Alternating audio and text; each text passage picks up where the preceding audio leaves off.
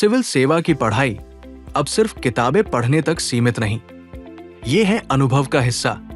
Self study पर पेश है इंटरैक्टिव्स। खोजिए विषय विशेष इंटरैक्टिव बोर्ड्स जो कठिन कॉन्सेप्ट्स को आसान बनाते हैं और हमेशा के लिए यादगार बना देते हैं।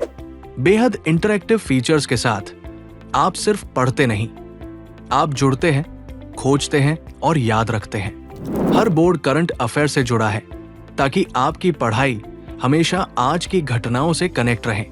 स्वतंत्रता संग्राम की घटनाओं से लेकर भारत के अंतर्राष्ट्रीय संबंधों तक, भारतीय संविधान के शेड्यूल 7 से लेकर और भी बहुत कुछ। सब कुछ है विजुअल, डायनामिक और एग्जाम रेडी। सेल्फ स्टडी इंटरैक्टिव्स, क्योंकि सिविल सेवा की तैयारी अब सिर्फ पढ़ने तक नहीं बल्कि कॉन्सेप्ट्स को जीने तक है। सरकारी बैंक ऑफ इंडिया ने इंफ्रास्ट्रक्चर बॉन्ड के जरिए 10,000 रुपए करोड़ जुटाए हैं। इस इश्यू को निवेशकों से जबरदस्त रिस्पांस मिला, जहां 5,000 रुपए करोड़ के बेस इश्यू के मुकाबले 15,300 रुपए करोड़ की बोलियां लगी।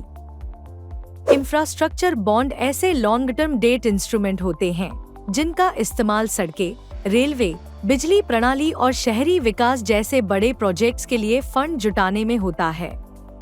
निवेशकों को इसमें फिक्स्ड ब्याज मिलता है और मैच्योरिटी पर मूलधन वापस मिलता है। आरबीआई के नियमों के अनुसार बैंक इंफ्रास्ट्रक्चर बॉन्ड कम से कम 7 साल की मैच्योरिटी के साथ जारी कर सकते हैं और आमतौर पर ये 10 से 15 साल की अवधि के होते हैं। लंबी अवधि इंफ्रास्ट्रक्चर प्रोजेक्ट्स की फंडिंग जरूरतों के हिसाब से उपयुक्त होती है।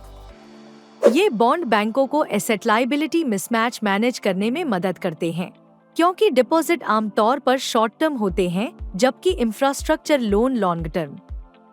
साथ ही नियमों के अनुसार इन्हें सीआरआर और एसएलआर छूट जैसी रेगुलेटरी सुविधाएं भी मिल सकती हैं, जिससे बैंकों की फंड की लागत कम होती है। निवेशकों के लिए ये बॉन्ड स्थिर फिक्स्ड रिटर्न और पोर्टफोलियो डाइवर्सिफिकेशन देते हैं, लेकिन लंबी अवधि के कारण जोखिमों में ब्याज दर जोखिम, लिक्विडिटी समस्या और महंगाई का असर शामिल होता है।